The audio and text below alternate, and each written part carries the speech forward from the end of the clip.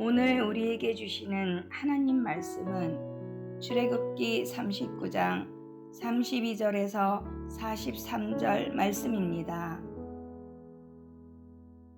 이스라엘 자손이 이와 같이 성막 곧 회막의 모든 역사를 마치되 여호와께서 모세에게 명령하신 대로 다 행하고 그들이 성막을 모세에게로 가져왔으니 곧 막과 그 모든 기구와 그 갈고리들과 그 널판들과 그 띠들과 그 기둥들과 그 받침들과 붉은 물을 들인 순양의 가죽 덮개와 해달의 가죽 덮개와 가리는 휘장과 증거개와 그 채들과 속죄소와 상과 그 모든 기구와 진설병과 순금 등잔대와 그 잔 곧 버려놓는 등잔대와 그 모든 기구와 등유와 금제단과 관유와 향기로운 향과 장막 휘장문과 놋제단과 그 놋 그물과 그 채들과 그 모든 기구와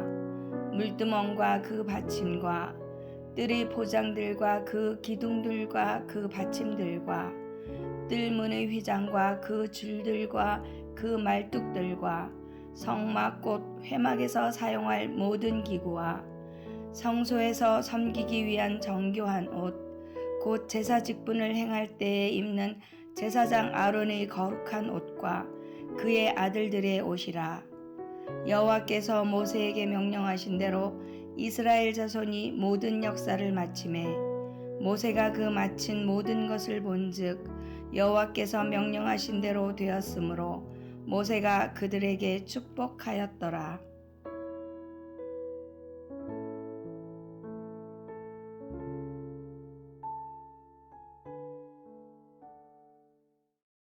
오늘 본문은 성막 건축이 다 완성되었음을 선포하고 있습니다. 이 일에 실질적으로 참여한 사람들은 우리가 알고 있는 대로 부살렐과 오홀리압과 마음이 지혜로운 손에 재주가 있는 남녀들이었지만 헌신을 한 사람들만이 아니라 헌물을 한 사람들 그리고 그들의 가족까지 모두가 이 역사에 동참한 것이라고 기록합니다. 32절입니다. 이스라엘 자손이 이와 같이 성막 곧 회막의 모든 역사를 마침에 여호와께서 모세에게 명령하신 대로 다 행하고, 여기에 보면 이스라엘 자손이 이스라엘 전체라고 묘사가 되어 있습니다. 우리가 하고 있는 것이 교회가 하고 있는 일이고, 여러분이 교회를 위해 수고하고 있는 어떤 일은 사실은 교회 전체를 대표하고 있는 일들입니다. 32절에 보면은 성막을 회막이라고 표현하고 있습니다. 이스라엘 자손이 이와 같이 저를 따라하겠습니다. 성막 곧 회막에, 여기서 성막을 곧이라는 이퀄로 회막이라고 표현하고 있는데, 성막이 건립되기 전까지 회막은 본래 이스라엘 진영 바깥에 위치해 있었습니다. 그런데 하나님께서 이스라엘 진영 한가운데에 성막을 짓게 하시고 그것이 회막의 역할을 대신할 것이다 라는 의미로 오늘 본문에 보면 성막 곧 회막이다 라고 말씀하셨습니다. 이것은 중요한 의미를 내포하고 있습니다. 하나님의 백성은 하나님의 임재가 세상 가운데 나타나게 하는데 쓰임 받아야 된다라는 뜻입니다. 그리고 그 능력을 세상에 나타낼 수 있는 유일한 방법은 하나님의 말씀대로 행했을 때이다 라는 것을 보여줍니다. 창세기 1장에 보면 하나님이 말씀으로 명령하시자 천지가 만들어졌죠. 하나님께서 보시기에 좋았다라고 하셨습니다. 마찬가지로 오늘 본문에서 32절에서 여호와께서 모세에게 명령하신 대로 다 행했다, 이 말은 그들이 말씀을 따라서 그대로 순종했다는 것이고 그 결과가 하나님 보시기에 좋은 결과물이었다는 것을 우리는 깨닫게 됩니다. 하나님 말씀대로 지어진 곳에서 하나님의 역사가 일어납니다. 우리도 하나님 앞에 말씀을 듣는 성도들입니다. 삶에서 적용할 때 말씀대로 순종할 때 얻어지는 열매, 이 본문을 기억하면서 여러분 삶 가운데도 그런 열매가 있게 되기를 바라겠습니다. 33절입니다. 그들이 성막을 모세에게로 가져왔으니 곧 막과 그 모든 기구와 갈고리들과 그 널판들과 그 띠들과 그 기둥들과 그 받침들과 붉은 물을 들인 숫양의 가죽 덮개와 해달의 가죽 덮개와 가리는 휘장과, 여기서 가리는 휘장은 지성소를 가리는 휘장을 말합니다. 이것을 가리는 휘장이다라고 부르는 이유는 이 휘장이 지성소 안의 법궤와 속죄소, 곧 하나님이 임재하시는 곳을 가리고 있기 때문입니다. 여러분, 휘장이 지성소를 가리고 있습니다. 그 목적은 하나님이 좋은 것을 보여주지 않으시기 위해서일까요? 그렇지 않죠. 우리를 위해서입니다.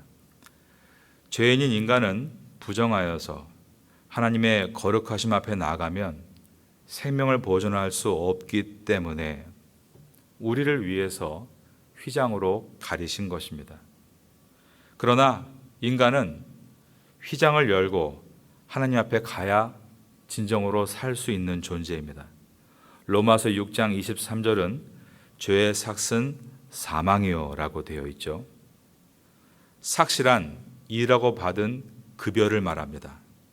죄를 짓고 받는 월급이 사망이다라는 뜻입니다. 죄인된 인간의 결국은 죽음으로 끝난다는 말입니다. 그러면 어떻게 우리가 우리의 인생이 죽음으로 끝나지 않고 이터널 라이프, 영원한 생명으로 끝날 수 있는가? 로마서 6장 23절은 죄의 삭은 사망이요 라고 한 다음에 그 다음에 보면 하나님의 은사는 그리스도 예수 우리 주 안에 있는 영생이니라 라고 되어 있습니다. 그리스도 안에, 즉 in Christ, 그 안에서만 영생을 얻을 수 있다라고 되어 있는 것입니다. 예수님은 십자가 위에서 우리의 죄를 대신해 희생하시고 죄인인 우리가 받을 사망의 삭, 그 월급을, 임금을 대신 치르셨습니다. 그리고 우리를 의인으로 칭함받게 해주셨습니다. 우린 이것을 justification, 칭의라고 부릅니다. 내가 의로운 것이 아니라 의롭다라고 칭함을 받은 것입니다. 그러므로 우리는 이제 이 휘장을 열 수 있게 되었는데 그 이유는 예수님께서 십자가 위에서 마지막 운명하실 때 땅에 지진이 일어나고 예루살렘 성전의 휘장이 둘로 갈려졌기 때문입니다. 앞에 본당을 보시면 양쪽에 커튼이 있습니다. 이것은 하나님의 거룩 앞에 나가면 심판받을 수밖에 없던 죄인을 위해서 원래는 쳐져 있는 커튼을 열은 것으로 표현한 것입니다. 양편의 두 커튼은 휘장이 둘로 잘려나가 하나님께로 나아가는 문이 활짝 열렸다라는 것을 표현합니다. 가운데 십자가는 우리의 예수 그리스도께서 대속이 되심으로 우리가 그분 앞에 나갈 수 있다라고 표현한 것입니다. 오직 지성소로 들어갈 수 있는 방법은 예수 그리스도의 십자가의 보혈이다를 상징하고 있습니다. 35절입니다. 증거궤와 그 채들과 속죄소와 상과 그 모든 기구와 진설병과 순금 등잔대와 그 잔 곧 버려놓은 등잔대와 그 모든 기구와 등유와 금제단과 관요와 향기로운 향과 장막 휘장문과, 여기서 금제단은 금향단을 말합니다. 성소에 들어오면 앞쪽에 위치한 이 금향단은 기도이다라고 우리가 배웠습니다. 요한계시록에 보면 기도가 금향로에 담겨져서 하나님 보좌 앞으로 올려갑니다. 그럼 하나님이 그 기도를 받으시고 거기에 기도 응답을 내려주시는데, 응답이 땅에 올 때는 우레와 같이 번개와 같이 온다라고 되어 있습니다. 우리의 기도는 결코 땅에 떨어지지 않고 하나님 보좌 앞으로 올려져 가는 것이며 하나님은 반드시 불과 우레로 응답해 주신다라는 말씀이 담겨 있습니다. 여러분도 이 성막을 묵상할 때 우리의 기도가 하나님의 금그릇에 들려 올려지고 땅에 떨어지고 사라지는 것이 아니라 반드시 기도 응답을 받는다는 것을 기억하시고 이 새벽 가운데 기도할 수 있는 여러분 되시기를 예수님의 이름으로 축원합니다. 39절입니다.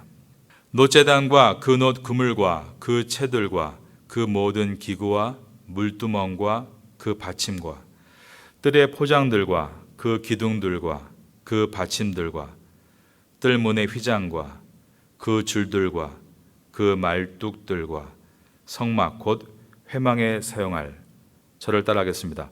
모든 기구와. 여기에 보면 모든 기구라는 것은 하나도 빠짐없다는 의미로서 부살렐과 오홀리압이 모세의 지시를 따라 일들을 다 배분했습니다.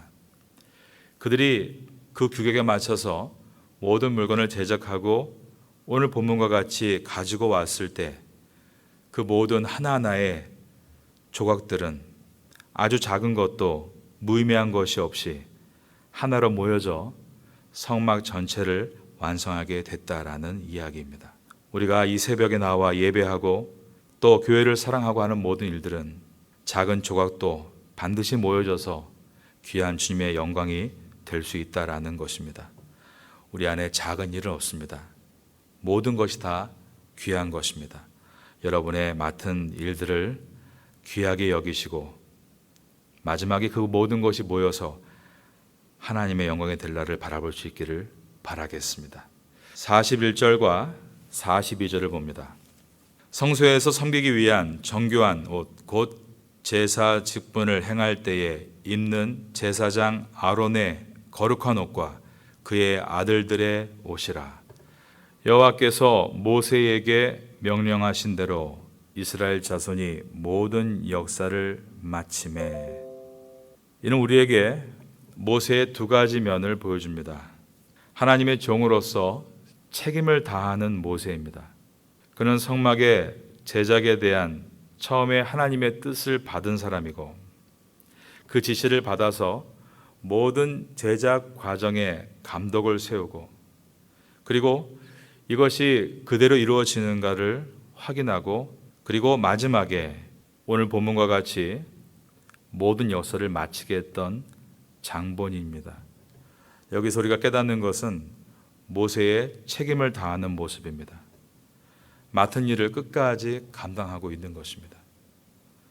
우리는 어떤 일을 할 때 그 일이 하나님께로부터 온 일이라고 생각을 한다면 이 일은 사람이 알아주건 알아주지 않건 남과 비교했을 때 큰 일이건 작은 일이건 하나님의 것이기에 하나님께 마무리를 해드려야 한다는 마음으로 완성을 할 수 있어야 합니다. 왜냐하면 그 모든 과정에 그것을 보고 계신 분이 하나님이시란 사실을 우리는 알고 있기 때문입니다.